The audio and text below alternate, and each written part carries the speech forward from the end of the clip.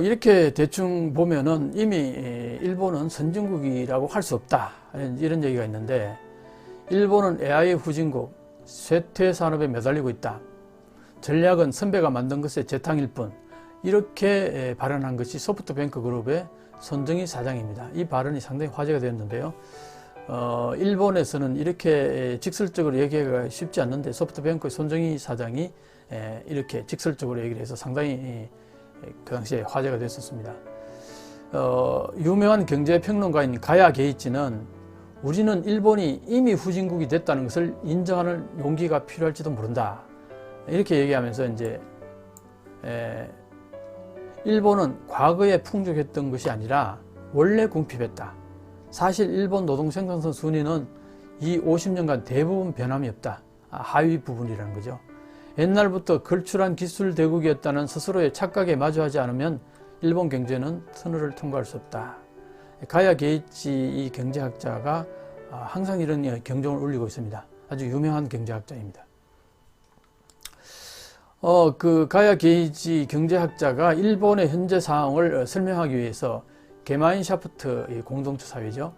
게젤샤프트 이익사회, 이 두 개의 개념을 가지고 일본의 현재 기업의 상황을 설명을 하고 있습니다. 게마인샤프트는 공동체 사회를 말하는데, 이 특징을 보면요, 구성원에게 주어진 것이며 조직을 자신의 의사로 선택하거나 조직과의 관계를 주체적으로 구축할 수가 없다. 일본 가이샤, 회사를 말합니다. 가이샤는 종신고용이 전제이며 한번 입사하면 반영구적으로 그 구성원이 된다. 일본 가이샤는 경제적 이익과 행복, 폭력적 억압이 혼연일체인 곳이다. 생활비를 버는 곳이자 자신 있는 곳이며 고역을 강요당하는 장소이다. 모든 직원이 서로 얼굴을 볼 수 있는 근무 공간, 장시간 잔업하는 관행, 연공서열을 바탕으로 하는 임금체계, 상사는 인격적으로도 훌륭하다고 생각하는 풍조, 이런 여러 가지 특징을 가지는 것이 게마인샤프트 공동체 사회라는 겁니다. 그에 반해 게젤샤프트 이익사회는 뭐냐? 명확한 목적을 가지고 합리적, 인위적으로 만들어진 조직. 조직은 주어진 것이 아니며 계약과 규칙에 따라 각자 역할을 완수하고 그에 합당한 보수를 얻는 것이 기본. 인종이나 성별, 나이는 평가에 영향을 미치지 않고 일에 필요한 능력을 갖추었는지 여부가 평가 기준이라는 겁니다. 이른바 글로벌 기업은 전형적인 게젤샤프트이며 상사도 인격이 아닌 기능으로서 자신의 역할을 완수하는 것에 불과하다, 이렇게 봅니다. 그래서 기업은 수익을 목적으로 만든 합리적 존재이며 본래는 완벽한 게젤샤프트인 것이 바람직하다, 이렇게 얘기를 합니다. 가야 게이치 경제학자가 이 게마인샤프트와 게젤샤프트라는 용어를 가지고서 일본의 현재 처해 있는 경제 상황을 이제 설명을 하고 하는데요. 이 게마인샤프트 공동체 사회의 특징들이 현재 일본 기업들이 안고 있는 그 특징들을 고스란히 이렇게 나타내고 있다고 이렇게 얘기를 하는 겁니다. 방금 말씀드렸습니다만 기업은 수익을 목적으로 만든 합리적 존재이며 본래는 이렇게 완벽한 게젤샤프트인 것이 바람직한데, 일본은 이 기업의 특징들이 이 게젤샤프트와는 거리가 먼 게마인샤프트적인 이런 특징을 많이 가지고 있다, 이렇게 이제 비판적으로 분석을 하는 겁니다. 그러면 좀 더 구체적으로 들어가 보면은 물적 생산성과 이게 부가가치 생산성이라는 이 두 가지 개념을 가지고 설명을 하는데, 일본의 경제 지위 하락은 생산성 저조에서 비롯되었다고 봅니다. 이 가야 게이치 학자의 이 분석입니다. 그럼 일본의 생산성은 왜 낮는 걸까요? 그 이유 중 하나는 일본이 기존의 경제 성장 패러다임을 변경하지 않는 것에 있다고 봅니다. 달리 표현하면은 이 물적 생산성에서 부가가치 생산성으로 세계 경제의 패러다임이 변화하고 있음에도 불구하고 일본은 아직도 물적 생산성이 머물러 있다. 그래서 물적 생산성이란 생산량, 판매량, 수확 개수 등 물량으로 생산 효율을 나타내는 척도입니다. 그에 비해 부가가치 생산성은 제품 생산 수는 100개인 채로 제품 1개당 부가가치를 올려 이익을 확대하자는 발상입니다. 한 명이 버는 총 이익이 늘어난 만큼 부가가치 생산성이 상승한다, 이런 개념입니다. 물적 생산성에서 부가가치 생산성으로 패러다임 변화를 일으킨 것은 IT 혁명입니다. 그런데 아까 표에 봤듯이 세계 시가총액 상위 20위에서 일본이 80년대 말에는 14개의 상위권을 차지했었는데, 이게 이제 IT 혁명에 뒤처지면서 20년 후에는 22위에 하나도 남아있지 않게 되는 그런 현상이 이제 일어나게 된 것이죠.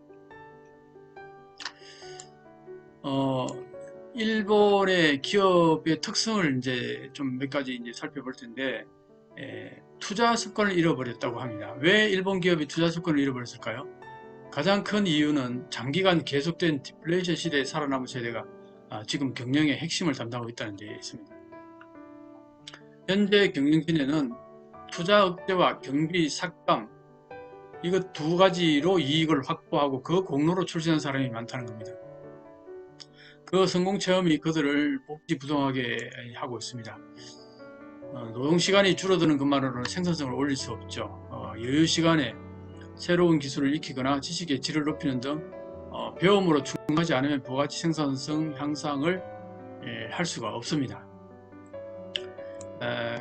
그런 차원에서 이제 본다면은 노동시간 삭감을 하면은 거기에 대한 배움이 있어야 되는데, 배움을 통해서 생산성이 향상되고 생산성이 향상되면은 성과가 올라가죠. 성과가 올라가면은 임금 대우의 개선이 이루어질 테고, 그래서 다시 또 배움으로 이어지는 이런 사이클을 돌릴 필요가 있는데, 이 사이클을 돌리려면은 기업 내부에 배우는 것을 존중하는 문화가 자리 잡아야 합니다.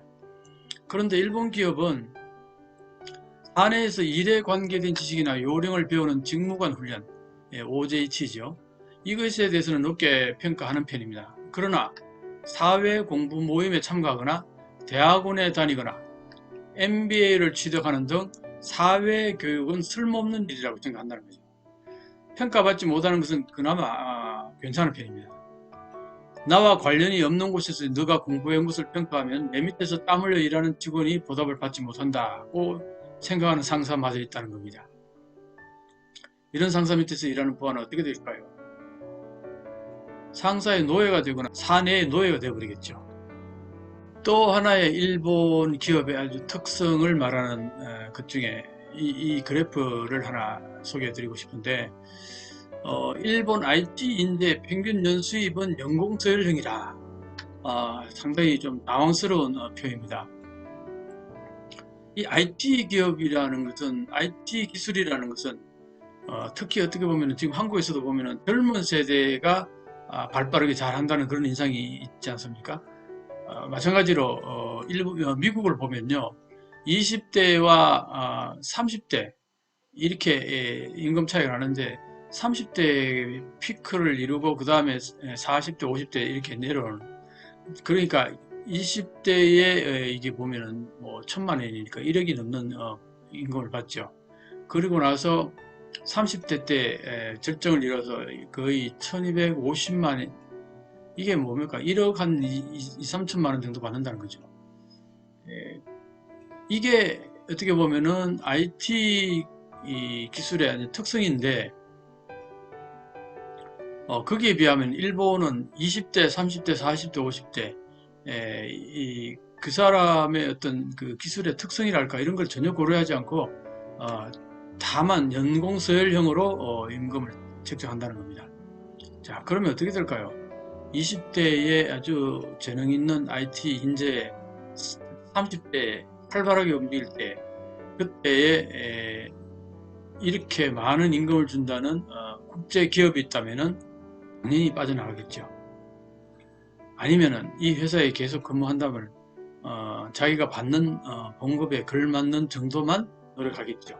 회사를 위해서 열심히 할까요? 사실 좀 의문입니다. 그렇게 본다면은 일본이 왜 IT가 이렇게 뒤처지고 발전하지 못하는가 하는 것은 이 임금 체계에서도 충분히 우리가 유추해 볼 수 있다고 생각이 듭니다.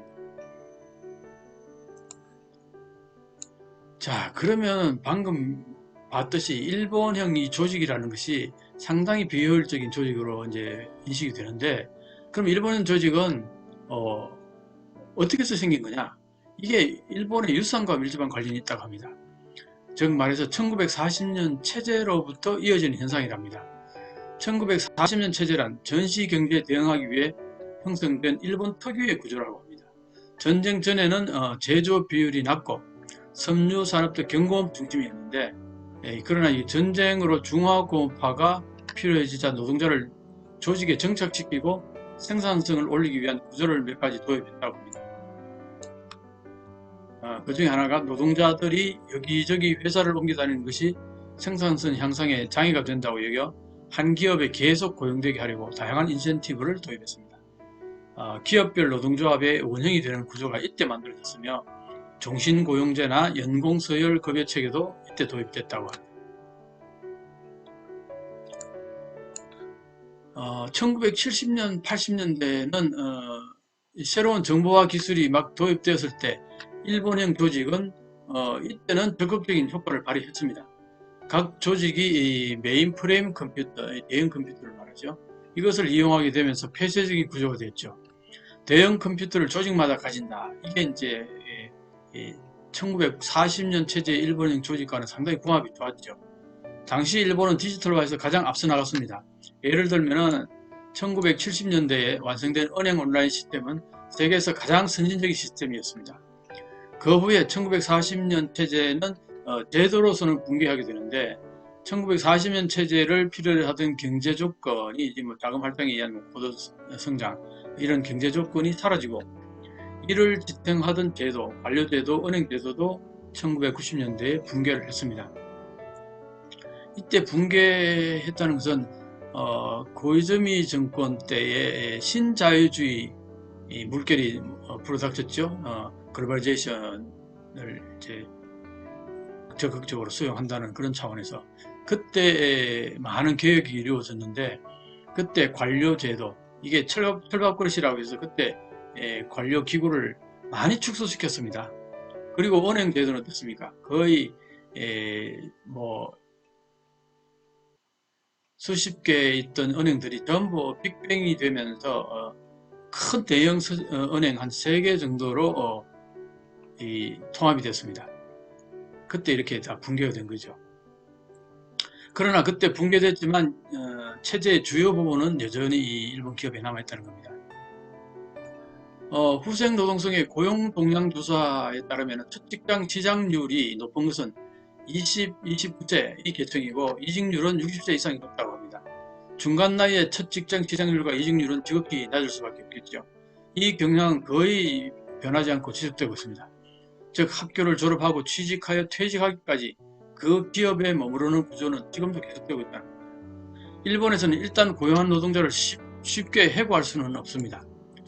그래서 중도 채용자 고용시장이 발달하지 않았고 그 때문에 한층 더 해고가 쉽지 않다. 이거는 하나의 어떻게 보면 악순환일 수도 있고 그 결과 고학력자가 회사를 옮기지 않는 이런 큰 문제가 있습니다. 이것은 바로 이제 경영자를 채용하는 노동시장이 존재하지 않게 되는 것과 이어지는 거죠. 그래서 이런 어떤 경영 속에서 연공서열 임금 체제도 바뀌지 않고 나이가 많아진 만큼 오른다. 이 체제가 그대로 유지되고 있다는 거죠. 일본 조직은 IT화에 대응할 수 없는 1940년 체제형 조직으로 그냥 남아있는 거죠. 그래서 이 문제는 1980년경부터 정보 시스템이 대형 컴퓨터에서 IT로 이행해 간 것인데 이때 이제 메인 프레임과 전용 회선으로 작업하던 것을 소형 컴퓨터, PC와 네트워크를 이용해 할 수 있게 이제 되었죠. 대형 컴퓨터를 사용하던 이전에는 조직을 넘어 디지털 정보를 교환하려면 고가의 데이터 회선을 사용했기에 자주 이루어지지는 못했습니다. 그러다 보니까 조직마다 내부에서 데이터를 처리하는 것이 기본이므로 폐쇄적일 수밖에 없었죠. 그런데 1990년대부터 인터넷이 활용되기 시작하면서 일본의 어떤 조직적인 어떤 특성이 상당히 어려움을 겪게 됩니다.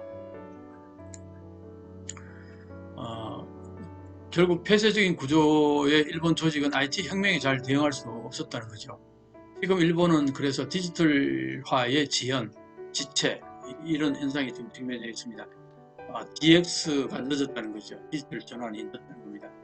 디지털화 자체는 이미 1970년대부터 이루어지고 있었는데, 문제는 중앙집권적인 구조에서 분산적이고 개방된 구조로 디지털화를 전환하는 것인데, 일본 특유의 조직 문화가 이를 가로막고 있다는 겁니다. 새로운 IT 산업은 일본의 경제 사회 구조와 특히 대조직과 잘 맞지 않는다. 일본형 조직은 심각한 유산이자 지극히 뿌리 깊은 문제다. 이렇게 분석을 하고 있습니다.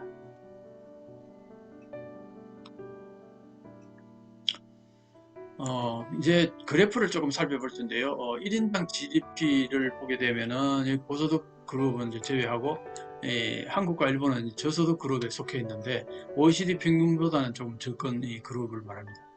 거기에 한국이 일본보다는 일단 위이죠.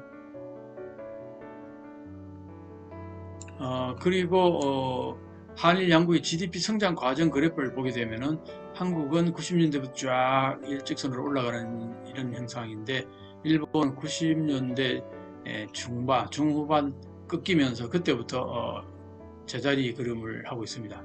오르락내리락 하면서 수평선을 그리고 있습니다. 취업자 1인당 GDP를 보게 되면은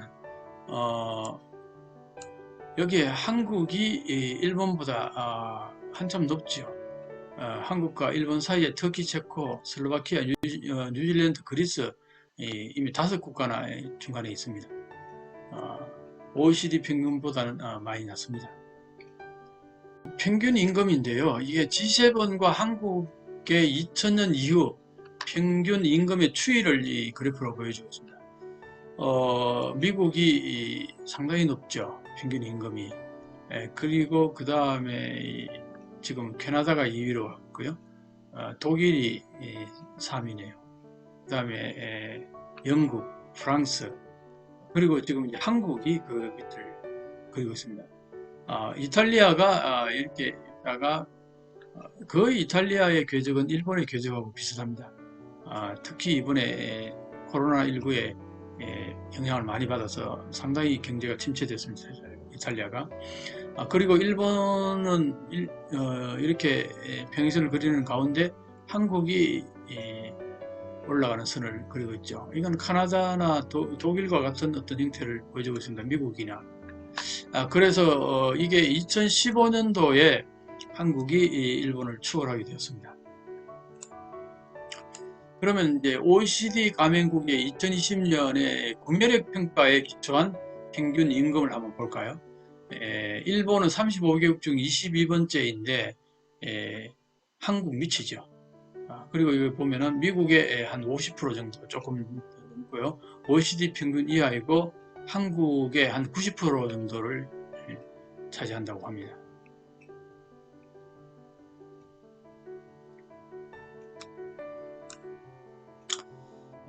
뭐 그래프보다는 이제 구체적인 수치를 이제 들여다보게 되면은 노동 생산성은 이제 이 OECD 자료에 의하면은 한국이 81,000달러, 일본이 76,000달러에서 2018년에도 한국이 일본을 이제 능가했죠.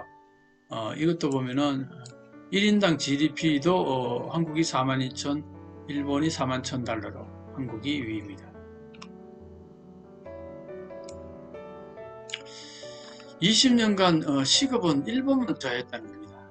한국이 160% 가까이 성장 올라갈 때, 그리고 영국이 90% 가까이, 미국이 80% 가까이, 프랑스가 70% 가까이, 독일이 60% 가까이.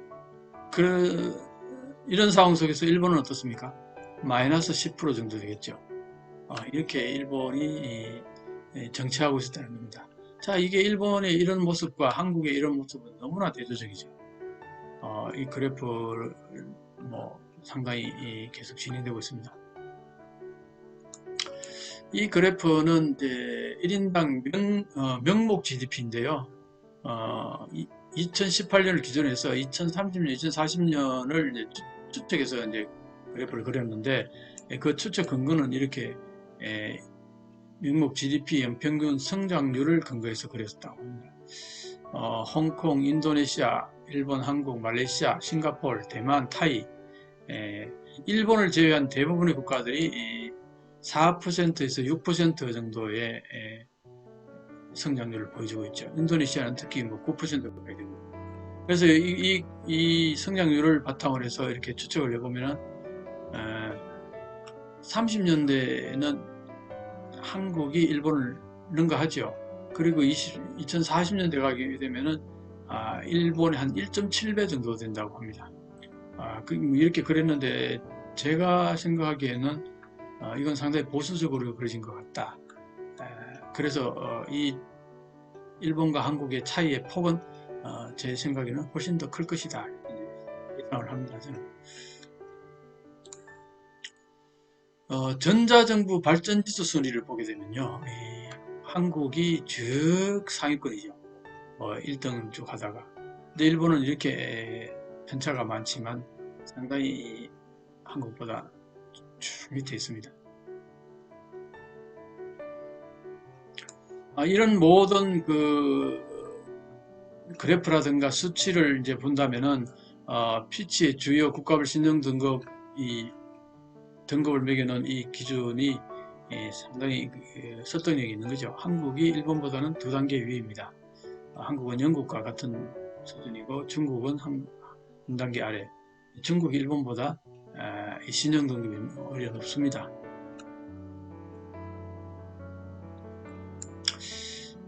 그런데 이제 일본이 이 경제 지표만 그러냐 하면은 거기에서 머물지 않고 국가와 사회의 건전성에 대한 일본의 평가표를 보면은 이것도 상당히 심각합니다. 부모를 매우 존경한다. 미국 71%, 중국 60%인데 일본은 38%죠. 가족과의 생활에 만족한다. 50%, 51%, 39%. 부모를 끝까지 돌보고 싶다. 미국 52%, 중국이 88% 정도 되는데 일본은 38%밖에 안 되죠. 이 두 가지 이 질문 항목이 상당히 인상적인데요. 나는 보통 정도의 능력이 있다. 미국이 56, 중국이 33, 일본은 7%밖에 안 됩니다. 나 자신은 안 되는 인간이다. 뭘 해도 안 돼. 이거죠. 미국이 45%나 되고요. 중국이 56%. 근데 일본은 73%나 됩니다. 그래서 이 수치를 보게 되면은 사회가 상당히 건강하지 못하다는 것을 충분히 느낄 수 있습니다. 대 GDP 비율로 본 초등, 중등 교육의 이 교육비 지출 비율을 이제 말하는 건데, 녹색은 공적 자금이고요, 하늘색은 사적 자금입니다. 한국이 일본보다 공적 자금에서도 상당히 높죠. 그리고 사적 자금에서도 2배 이상입니다.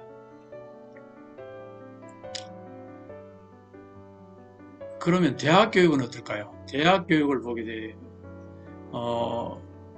이 공적 자금이 일본의 대학보다는 뭐 거의 한 1.8배 정도 된다고 봐야 되겠죠. 뭐 사적 자금은 뭐 거의 같은 수준인데 공적 자금이 일본보다 훨씬 많습니다.